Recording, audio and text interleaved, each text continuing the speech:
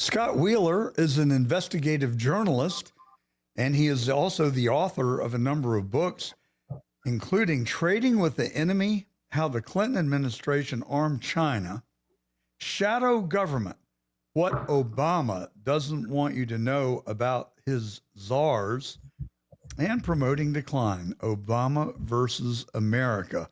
Boy, do those titles have the ring of truth. Scott Wheeler, welcome to The Truth. Thank you. It's good to be with you, John. Who is Antifa? Well, if you think of it in terms of global terror organizations, it would be similar to Al-Qaeda. It is global. Who is Al-Qaeda? It's heavily focused. I hear all these names bannered about, and they ring hollow to me.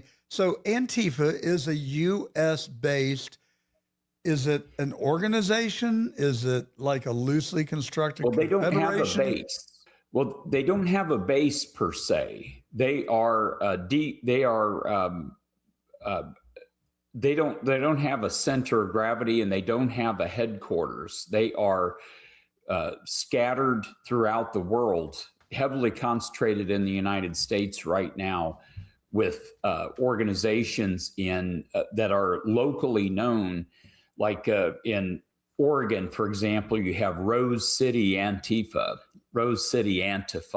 which is in Portland, and that's all it's known by. And then you have a branch in Seattle, you have a branch in LA, San Francisco, New York. They're everywhere, and they act independently, but they follow one another's operations. And so they communicate on Discord, which is a semi-private channel, kind of like Signal.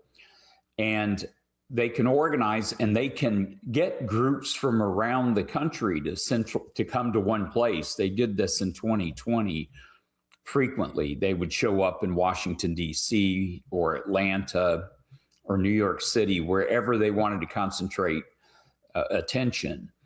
And so I just don't have a good grasp of where their ideology stands. Would you say that they are right-wing conspiratorialist, left-wing anarchist? Are they just disruptors? I mean, do they have a leader? What is their mission, and what is their ideology? And just what are they up to? Well, they're left-wing. Yeah, they're left-wing. They call themselves anti-fascists or anarchists. And they use that A with the circle around it to stand for anarchist, but they really are not anarchists. They're more like socialists or communists, but they think they don't understand the political spectrum. They don't understand that fascism is the same as their ideology. They want central control to redistribute all the wealth from the wealthy people and the corporations to everybody else. But they don't understand that is the very definition of fascism. So totally. And so they are kind of lost in the woods, but they identify with left-wing organizations. And at times they have become the Democrat Party's militia. Oh. And they counted on them to create sow hate and discontent in areas where they want them. So when you hear anti-fascist, I mean, I'm anti-fascist. I don't want a ruler or a body of people that run roughshod over the citizens of this country. Where do their ideas of anti-fascism and mine diverge? Yeah, I would think you're anti-fascist, aren't you? Of course, yeah, we all are. They don't realize. Except Mandami. I'll tell you who the people that don't mind who welcome fascism are the people that want to be in charge and in control. They don't mind fascism as long as they get to make the decisions, right? Yeah, and that's kind of where these groups go wrong. They think they're opposing fascism. It goes back to 1930s Germany. That is the origin of Antifa, was 1930s and 40s Germany. They were the communists fighting the Nazis. And so they think they are still in that fight, that they're fighting Nazis or fascists. The reality is, of course, that Nazism and fascism is all on the left, and that communism is not the opposite or the antithesis of fascism. It's the same political power structure. The reality, the odd oxymoron here too is they claim they're anti-fascist, but they're also anti-Israel and they're anti-Semitic, and so they hate Jews but call themselves anti-fascists. The guys that they were fighting in 1930s and 40s Germany was the Nazis, who also hated Jews. So they've almost gone and done a 180 and adopted the very political theories that they claim to hate. They just don't realize it. But they're clearly on the left. They are, at times, they work in concert with the Democrat Party, and they would identify with the communists, the socialists, the DSA, as they're referring to it now in the United States. I have the sense that they would be the most miserable people on earth if they ever actually got their way. Oh, they would. They would have their throats cut first by the people who took power. They just don't realize it. So we heard that Antifa was at January 6th at the nation's capital.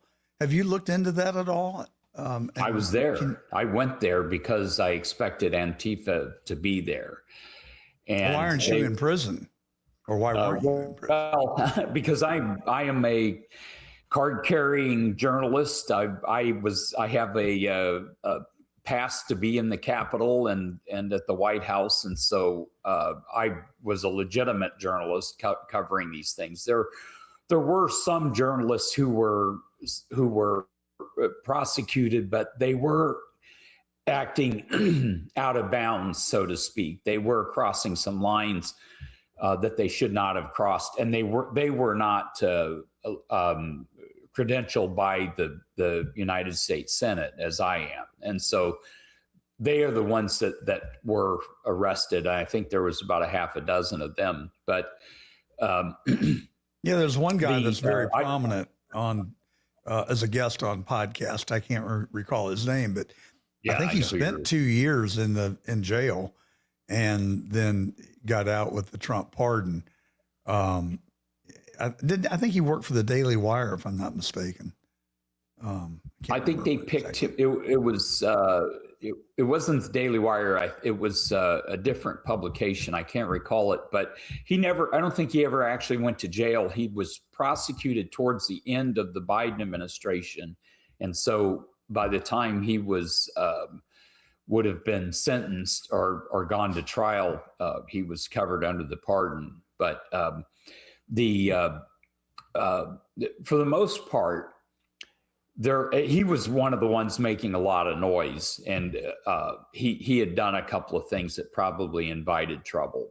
For one, going into the Capitol when the Capitol Police had said stop, and they weren't always saying stop, but at one point they did, and so they had him on at some camera. point they kind of surrendered and opened the doors and said, "Come on in." The vast majority of people that did enter the Capitol destroyed no property, touched no property, did no wrong, but ended up paying a very steep penalty for having entered the Capitol, albeit at the invitation of the Capitol Hill Police. Yeah, if they had been left-wing protesters, there would have been no prosecutions. There wouldn't have been. How can this happen in America? Well, we let it, and a lot of Republicans went along with it. They were scared, and on January 6th, and nobody has really opened the investigation. I can tell you a lot of things about January 6th that very few people know, including there was a young man and young woman who were the first out of the Capitol, and they were standing on the steps. I interviewed them, took their photos, got their story. They took stuff out of Nancy Pelosi's office, and they showed it to me. I photographed it. They were videotaped in Nancy Pelosi's office, and neither one of them have been arrested. Crazy. They should have been two of the first people arrested, and they were not. Yeah, it's insane. My suspicion is that they were there to provoke others, and that's why they went in and came back out. They would have been perpetrators number 1 and 2, and nobody touched them. There's not even any evidence that they became cooperative witnesses for the state or anything else. So they came out, and then that's when things got out of hand and it turned into a riot. But my suspicion is, and the evidence would suggest, that the Democrats were going to try and ramp this up into something that they could use.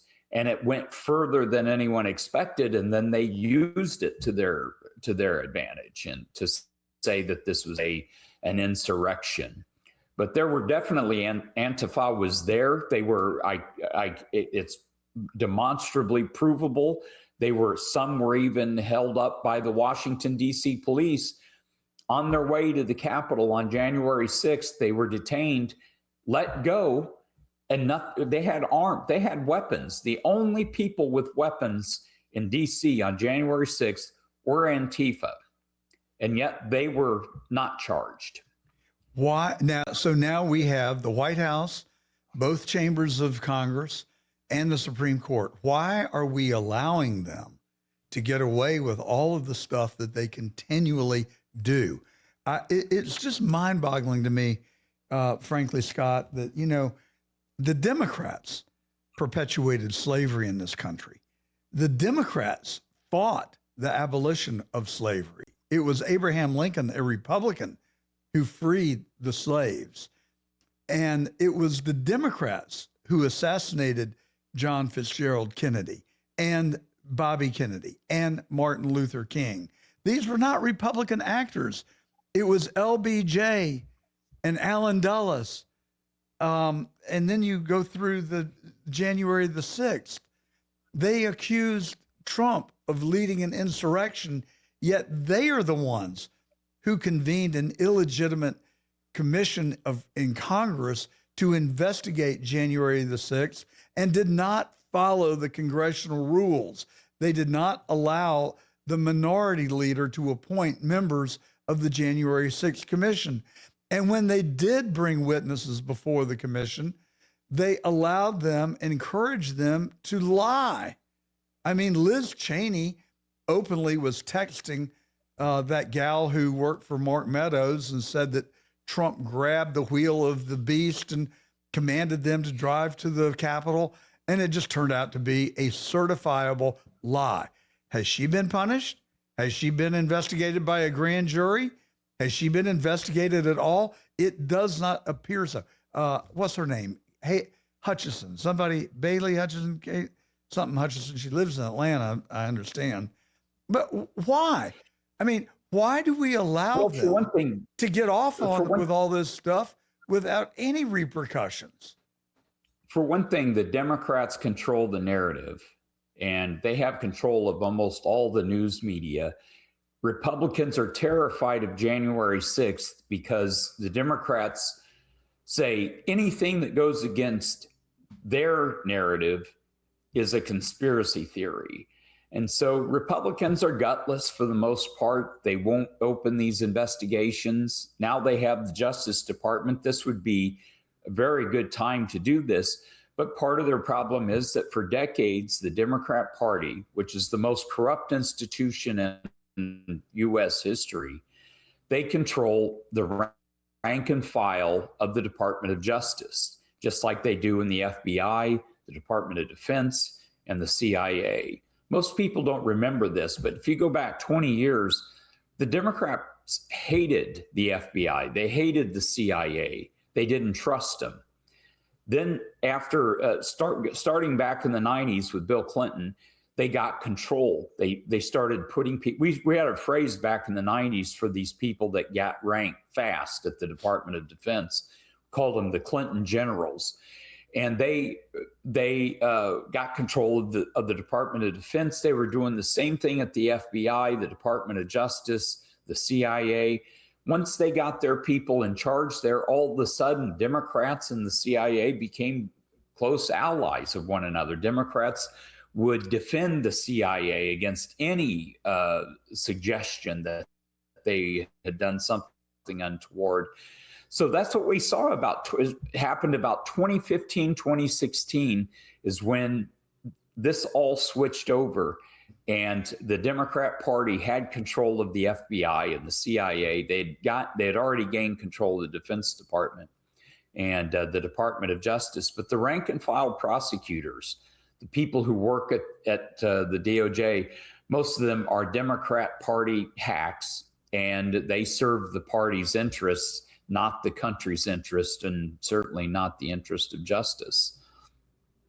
Or the truth, by the way. I mean, that's the thing that just nags at me, that you've got a guy like Anthony Fauci who flagrantly, blatantly, I don't have enough adjectives to describe his intentional acts that were based on sheer lies. So he goes to Congress, he's grilled for 3 hours, and the most we got from him was, on the advice of counsel, I choose to invoke my Fifth Amendment rights assured by the Constitution, which is not a right, by the way, as Rand Paul has been very clear about, and I happen to agree from a legal standpoint. If you get a full pardon, it constitutes full immunity from prosecution. You have no Fifth Amendment rights because you can't be prosecuted for anything that you say that would incriminate you, except in the court of public opinion. And I'm sorry, Dr. Fauci, that is not a right or privilege in our form of government, period. Hard stop. It's delicious, it's nutritious, and best of all, no dishes. We're talking about Bogey's beef jerky, of course.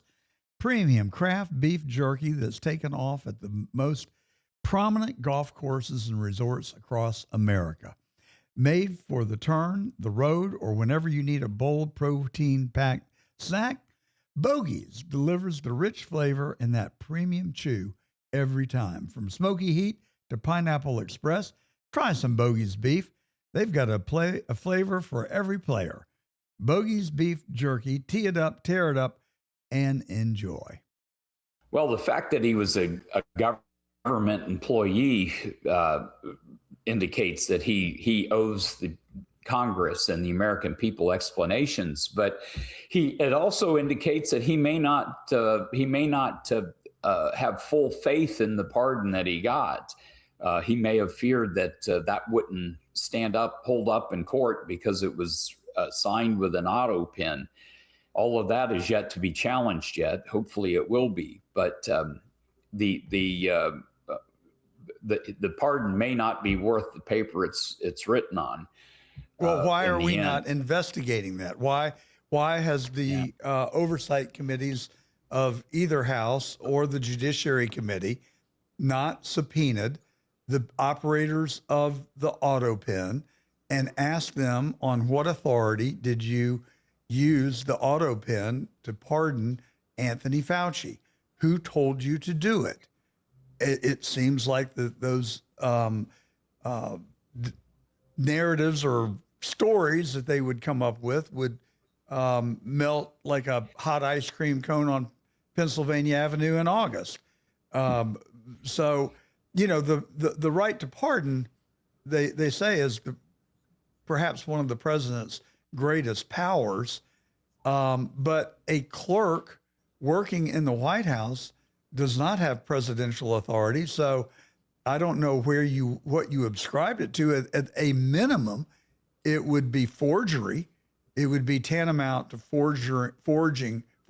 committing forgery, using the president's signature for something that he did not authorize. Why are we not hot on the trail? Well, it's a good question. I wonder myself, and on the one hand, I think they probably figure that their hands are full. The Democrats, again, own the narrative, and so it's very difficult for Republicans to push back in their minds. If they were, if they were stronger, if they could argue better, they could probably get a lot more done. But they just don't.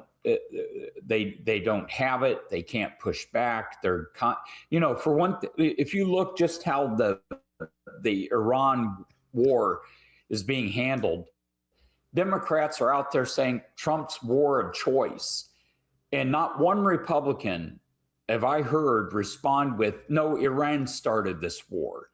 They've been killing Americans for decades. For 47 years, they killed American soldiers in Iraq. At least 650, I think it could be as many as over 1,000 American soldiers in Iraq were killed by Iranians. And yet they won't even offer the counter narrative that this is not a war started by Trump. It's Trump trying to finish a war that Iran has started years ago.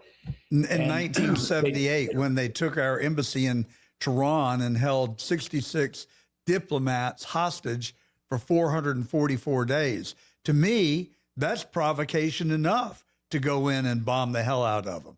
Not to mention, as you point out, they've sponsored terrorism around the world for 50 years and have killed thousands of U.S. men and women in the armed services.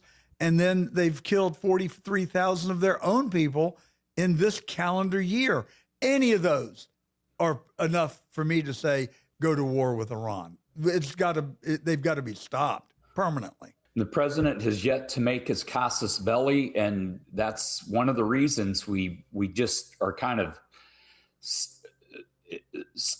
marking time, I guess you'd say, because Republicans are weak, Democrats control the narrative, and the president needs to go out and explain all of this and put an end to the Democrats being able to say, call it Trump's war of choice, or Trump's war in Iran. He's made the points, but when he goes to the gaggle, all he talks about is Iran can't have a nuclear weapon.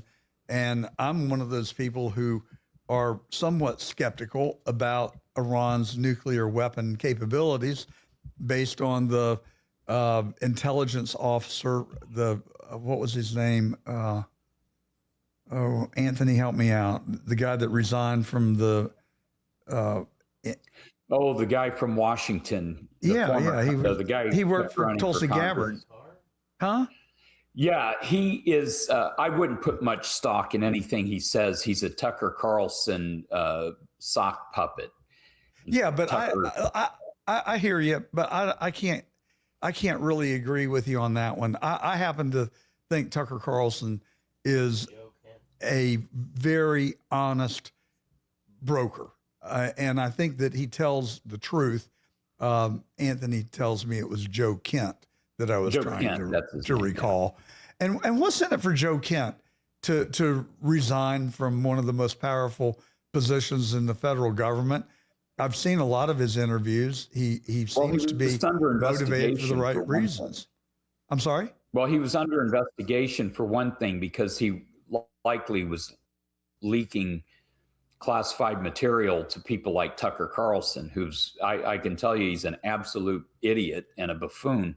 I've known him for years. He's not, Tucker? Once his father passed away, he went over the brink. Where is he over the brink? Anti-Israel. Well, he's anti-Israel. I don't think that's a fair statement. Scott, I don't think that's fair. He believes in UFOs. Anti-Israel. He most certainly is. He has been on a one-man campaign against. Have you watched his podcast? Have you listened to him? Read it many times. I've watched his quotes. I didn't realize there was anyone who wasn't aware that he has been on an anti-Israel crusade for a long time. Well, was Charlie Kirk anti-Israel? I don't think so. Well, they were brothers. They were joined at the hip on Israel. I happen to be in their camp. I've got a legion, a lifetime of Jewish friends. Bernie Marcus, who was one of my heroes in life, who was the founder of Home Depot, maxed out both he and his wife to both of my campaigns that I ran in Georgia.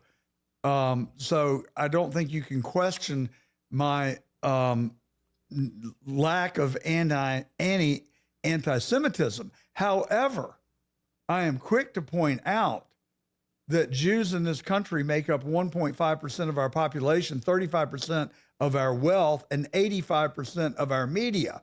Netanyahu goes to the White House more than most members of the Senate. And all I'm saying is I am totally in favor of supporting Israel. Strategically, I think it's very important to us in the Middle East. But I also can say both things can be true, that they have a disproportionate share of influence inside our government and inside our country. And they are overtly and aggressively waging a public relations campaign inside our country to get to our young people. And Netanyahu has said so.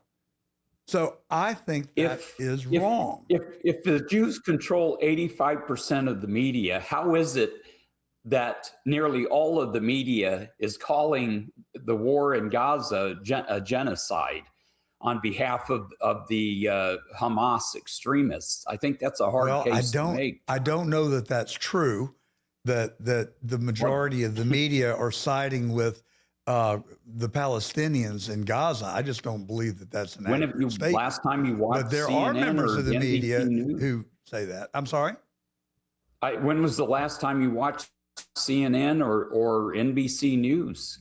Well, I watch CNN on a daily basis, and it's very hard for me to do, but I do it from an intellectual honesty standpoint. I want to know what the other side is saying and open my mind to all possibilities so that I can come to a honest conclusion. And I don't think you can do that if you only watch Fox. But I think Charlie and I think Tucker have only said that our support of Israel is lopsided and it needs to be reined in. We've got veterans who are sleeping on the streets in New York. I know that because I've spoken with them personally when I did my show from there. And meanwhile, we're sending Israel billions of dollars every year. Estimates range from $3 billion in direct military aid to over $30 billion. And the fact is, I just don't really know where the truth lies on that. But I think it's worth exploring and opening our minds to the possibility. I think that's a fallacious syllogism to compare what our. I think that's a fallacious syllogism to compare veterans sleeping on the streets in New York while we support Israel militarily. That's a strategic defense component of our strategic defense. Okay, well, let's support just say that the Israeli military. It doesn't have anything to do with veterans sleeping on the street. Well, I think it has everything to do with veterans sleeping on the street, because let's just say that we had a more balanced support of Israel's military. Do you think that the people in Israel would be able to have free education, free health care, free housing, free, lots of stuff is free? I mean, it is as close to socialism as you can get. I don't even know that it's close. I think it is a socialist state. If we weren't propping them up militarily, wouldn't they have to spend some of that money to protect themselves instead of giving all this stuff away to their own people while our veterans have been abandoned and are sleeping in the streets? That's a canard. John, that's not even true. I don't know what a canard is. I don't know what that other adjective was that you gave. It is, well, first of all, it's not true. That Israel's not a socialist state, for one thing. Secondly, we benefit by propping up their military, not propping it up. They actually improve our weapon systems and give it back to us. They've improved a lot of our weapon systems over the years, made us more lethal as a military. They're also our eyes and ears in the Middle East, which we need. Well, I think they're our eyes and ears inside the U.S. as well. I think Mossad and the CIA work hand in hand. And I don't know the extent to which Mossad operates in this country, but it's concerning. I am led to believe that most of the redactions in the JFK files are redacting Israel. Well, that's another one of the Tucker Carlson lies that he. Well, how do you know that's a accused lie? The CIA of because it's ridiculous. He took the fact that the CIA was tracking Lee Harvey Oswald around the world, his movements around the world, because he was a defector to the Soviet Union and then came back to the United States. So the CIA was monitoring what he did around the world. And then he on behalf of either Cuba or the Soviet Union, killed Kennedy. And then Tucker takes the fact that the CIA monitored him around the world to claim that was the CIA was involved, and how could they not know? Was his really stupid comment about it? How could they not know that? No, I'm sorry, Mr. Wheeler. I, with all due respect, you are spreading propaganda. Lee Harvey Oswald's fingerprints are nowhere. I listen to you. It is not a fact. Lee Harvey Oswald was employed by the CIA. An instructor at a CIA camp told his sons that he instructed Lee Harvey Oswald in a CIA camp that trained on riflery, and that he didn't think he had long to live. And they said, "Why is that?" And he said, "I've talked too much and I've seen too much, and they're going to come after me." 6 months later, I've never he seen was gunned one down in a shred bar. of evidence to back that up. He was gunned ever. down in a bar in Miami. I can give you a lot. I spend the rest of the day I've talking seen about not this. There were one no shred of evidence ever of that is the case. Well, it's a story true. that ran in the Miami Herald. I'll find it and send to you a copy of it. Number There's two, lots there were of stories that have- there were no fingerprints of Lee Harvey Oswald in the sniper's nest. There was no paraffin on his body when he was captured. His immediate reflexive statement was, "I'm just a patsy." He was a setup to take the fall, and Lyndon Baines Johnson. Lyndon Baines Johnson ordered the assassination of Kennedy in consultation and working with Allen Dulles, who supervised it, and J. Edgar Hoover, who covered it up. And Johnson had a hitman named Mac Wallace, who assassinated the agricultural commissioner in Texas because LBJ and Billy Saul's Estes took illegally ill-begotten cotton subsidies in Texas.